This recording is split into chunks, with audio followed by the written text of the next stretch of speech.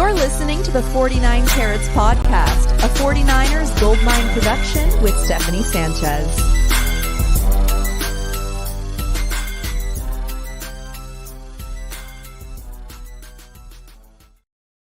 What's going on, everyone? Welcome to another edition of the 49 Carats Podcast. I'm your host, Steph. It is Tuesday, November 5th.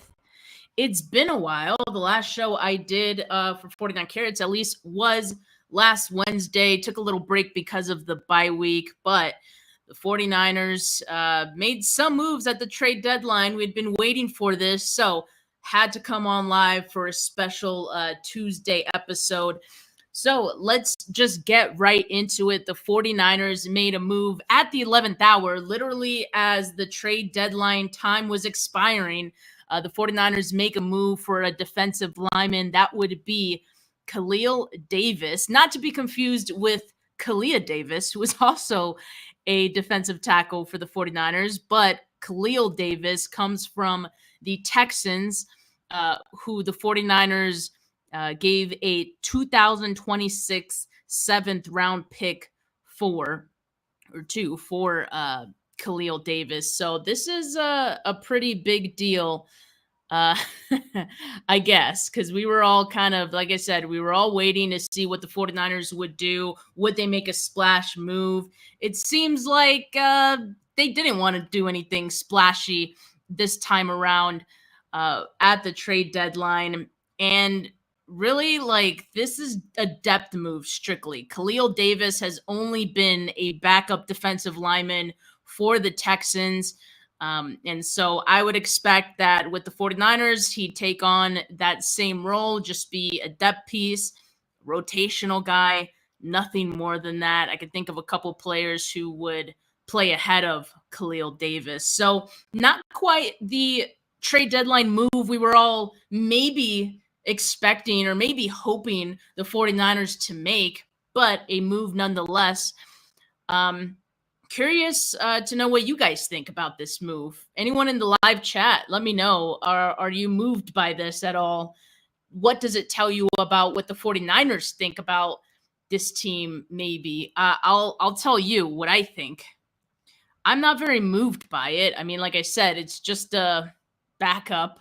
It's a move for a backup. The thing is, he is a restricted free agent. He's 28 years old. So, you know, giving up a 7th round pick in 2026, I mean, sure, why not? The good chance he's with the team next season too, since he's a restricted free agent.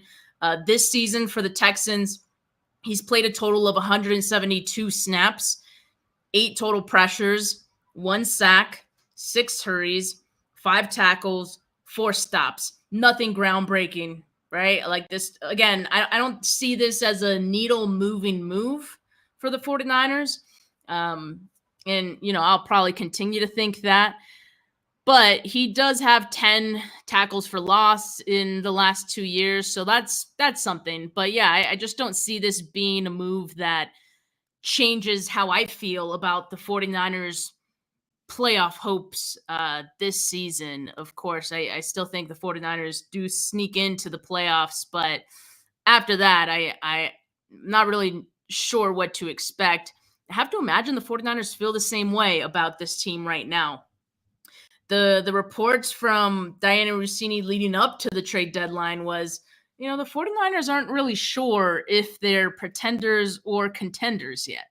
And I'm not sure that you know, their last win really told them much, right? Like, I don't know if that win alleviated enough for me and maybe for the team as well. Maybe they're feeling the same, that, you know, this team is a Super Bowl contending team. So why put more draft capital into it? And mind you, if you're putting in more draft capital into a win now season, or like just a last ditch effort season like this one, you're also hurting your future a little bit, or you could potentially be, right? Like I said, 2026 7th round pick given up for Khalil Davis is not something that's going to hurt your future. So in that sense, it's a fine move. But if you're looking to make a splashy move that helps you this season, that helps you get over the hump or something like that, then that would take definitely a higher draft pick, which in turn could hurt you in the long run. So 49ers clearly not willing to part with their draft picks for next season. And yeah, I mean, next season they still have all of their draft picks, which right now it's looking like a decent amount of draft picks. And like I said, 2026 is when they give up the 7th. So they still want the chance to rebuild. So to me, it just looks like they're not willing to sacrifice all of their draft pieces to rebuild or retool, whatever you want to call it. It's not a full rebuild, right? But sure, retool if you prefer that term. They're not willing to sacrifice that for, a potential rental or a player this season that they would have to either give up a lot of draft capital for or end up paying a whole lot of money to. Like those are kind of the choices. There were definitely some options for them. And I have to imagine they explored those options. I mean, it's due diligence season. We know John Lynch does partake in that. But ultimately, I'm not mad at the decision for the 49ers to, not go crazy at the trade deadline, not make any big moves like that, which, last season wasn't even like any big moves. They traded for Randy Gregory and Chase Young. I think we were all expecting Chase Young to be a little bit more than he was last season. So at the time, it seemed like a bit of a splash. But yeah, I mean, I guess you can argue that they didn't need a whole lot more last season. They needed pass rush help. 49ers still arguably need some pass rush help, but instead they go with interior defensive line depth in Khalil Davis. And they have guys that they're getting back after the bye week, right? Christian McCaffrey, of course, a big one for this team. You got to feel a little bit better about your offense post-bye, knowing that Christian McCaffrey is coming back. You also have Dre Greenlaw in due time, in maybe a few weeks, within the next month, possibly, you get him back. So, you're getting pieces. So 49ers looking like they want to just see what they can do with the current group of guys they have. And I think that's okay. That is okay. I do also want to update a couple of other things here because also today the 49ers signed to Sean Gibson, right? Sean Gibson, who was dealing with, what was it, like a 6-week suspension or something to start the season. He was signed by, I believe it was the Jaguars this offseason, right? Then he got hit with the suspension. And then, he's technically back from the suspension, although I'm not sure if he played any games for the Jags. In any case, they end up releasing Tashaun Gibson. And this happened within, I believe, the last week that he was released. And so the 49ers elect to bring him back. And this makes a ton of sense for the 49ers from the standpoint of shoring up some depth. I mean, in bringing in more of a veteran presence to the safety position. Right now, the 49ers have Malik Mustafa and Jair Brown, both young players. I believe I saw Matt Barrows say today, Mustafa's 22, Jair Brown 24. So 2 young players starting at safety. I would continue to have both of those guys starting. I certainly wouldn't have Tashaun Gibson come in and start over Malik Mustafa. I like what Malik Mustafa has done. I want to continue seeing that. I want to continue to see him grow and develop. I think he has a good opportunity to do that. But who knows? If they do get to a serious stretch, maybe they do elect to make a move because they can't afford to have rookie mistakes, right? We've seen that in the past from this team. But in any case, Tashaun Gibson signed to the practice squad. And I mean, this is a sound move. It makes a lot of sense. And I have to imagine Tashaun Gibson gonna join this team for pennies on the dollar, probably vet minimum, and just join for the rest of this season. And if they need him, should any injury happen, or if anyone between Jair Brown and Malik Mustafa really start to slide and perform very badly, then you have an option into Sean Gibson, who is familiar with this defense, most of the personnel on this defense, and can come right in and play some games. But we also have to consider he is up there in age now.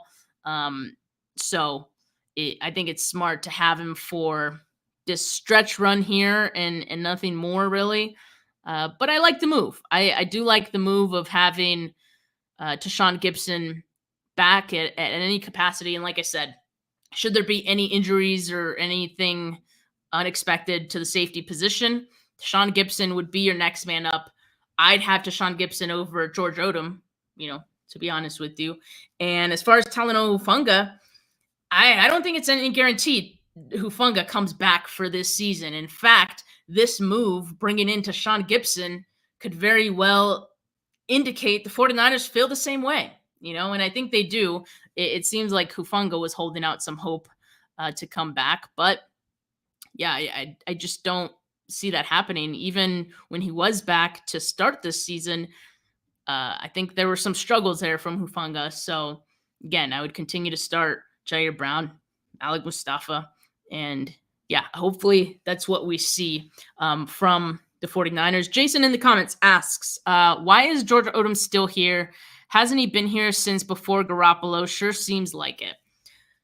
George Odum is a special teams guy. Like that, if I'm not mistaken, that's why they originally brought him in, to be one of like a special teams ace, just like one of those special team veterans. And they need that. If they don't have George Odum, like could get bad to worse, I guess, with the special teams. It's pretty bad already, but you know what I mean. I mean, you need bodies, you need guys with experience there. George Odum has that. And that's why, like, when there has been injuries, yeah, George Odum has stepped in, but not as much as like some other guys. Like, you definitely want someone else, Sean Gibson being a great example, over George Odum, I think, because he's got a specialty, right? And that specialty is special teams. We want to keep that. But yeah, that's why I think it's a good move. They'll continue to keep George Odum on the roster. But yeah, this is a good move for depth. So the 49ers did a lot to shore up their depth today, and not much else. All right. So take that for what it is. I don't know what it is, but make of it what you will. So corresponding moves to this. So the 49ers bringing in Tashawn Gibson to the practice squad, they released Anders Carlson from the practice squad. And as far as bringing in Khalil Davis, they waived linebacker Jalen Graham, not Tatum Bethune. Jalen Graham, they waived from the 53-man. And I have to imagine that's what the intention of getting Jalen Graham back on the practice squad for the 49ers. So, all in all, I mean, not a bad day for the 49ers. Let's see here. Sorry. Yeah, Jalen Graham. It was Jalen Graham that they waived. Just making sure I get that right. And then Christian McCaffrey, who started practicing this week, he had a bonus practice yesterday with the team, and he looked to be moving well by all accounts. It seemed like he was his regular old self, going 110%, as he often does.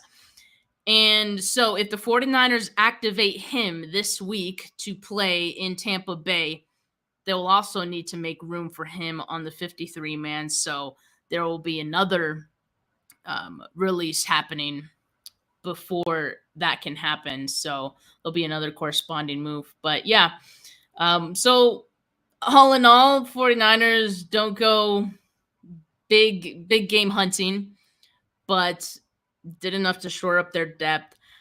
Again, my take on it is that I don't think the 49ers feel like this roster is one player away from competing for a Super Bowl.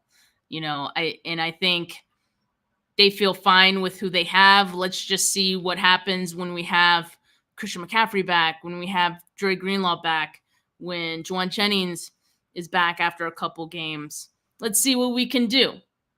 Let's just see. That's kind of the sense that I'm getting from this team. Maybe that's not very inspiring to a lot of 49er fans, but it is what it is. And I can't say I disagree with that sentiment if that's how the 49ers feel, because, again, I haven't been very inspired by this team so far either to feel like they're Super Bowl contenders this year. They have a chance to get to the playoffs, and, that's still on the table.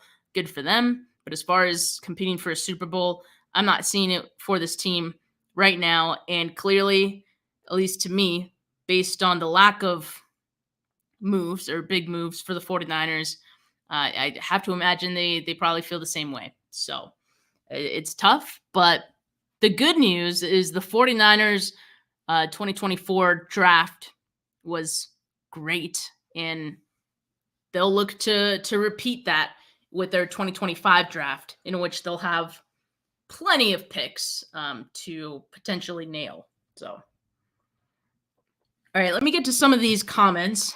Going to do a short show today, but again, wanted to update you all on the latest and greatest. M. Patel says, I think this team is mid 50-50 for playoffs, and even if they make it, they'll be bounced in first, second round.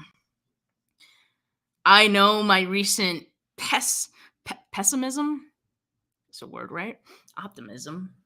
Pessimism has to be a word. All right. Pessimism. My recent pessimism has been a little surprising to people, but it comes from the fact that, I don't know, I haven't seen this team look like this before. They've had some spurts of looking bad, but I mean, this team is 4-4, and even in the wins, like, they've only beaten bad teams to this point. So I personally, I don't feel too great about this team being a Super Bowl contender. Like I said, I kind of agree with this take that, like, yeah, playoffs are still on the table for this team. I think they have to do a lot of winning in the second half of the season, which could happen. It could, but I think there's a lot of really good teams standing in their way, teams that to this point have looked better than them. So I think that's kind of my take on it too. I think if they do make the playoffs, as this team stands, as this team has looked so far, again, things could change after the bye week, after getting Christian McCaffrey back, after Dre Greenlaw. But based on what I've seen so far, I have a hard time thinking this team will be a deep run playoff team. So, yeah, I think that's why I've been pushing for the 49ers to play their rookies, which they have been. And maybe, like I said, it's been based on need, based on injuries. Like, you've had to turn to your rookies. But I've enjoyed the fact that the 49ers can actually develop those guys this season, because they're really going to need them next season. Like, those guys are going to have even bigger roles potentially next year. So, yeah, I mean, I never look at a season as a complete loss. I mean, you look at, you grow from things, you learn from things, players develop, so I think there's still an opportunity for that for the 49ers, to finish off this year. I'm excited to see what the rookies can do. That's kind of like all I want to see at this point. I mentioned Anders Carlson was released from the practice squad. That seems to indicate what we were kind of expecting too, that Jake Moody, all signs point to him being back after the bye week as well, from his injury. So that is good news for the team as well. Although the 49ers got pretty lucky, and the kickers that they did bring in post Jake Moody injury were pretty good. So they didn't lose too much there. But yeah, we can expect that Jake Moody will be back for Week 10 against the Bucks. All right, well, I appreciate you guys. Like I said, this is going to be a short show just to give you guys the latest updates. Tomorrow, going to be back at it. Regular schedule for 49K. All right, going to be on with Rob for the Way Back Wednesday show. We'll talk a little bit about this Bucks matchup as well as, the aftermath of the trade deadline. So thank you everyone that tuned in today. Make sure that you guys vote if you haven't yet. It is Tuesday. It is Election Tuesday, November 5th, right? So make sure you guys go out and vote if you haven't. Exercise that duty that you have, the privilege that you have, and enjoy the rest of your Tuesday. But for now, have a good rest of your Tuesday, folks. Peace.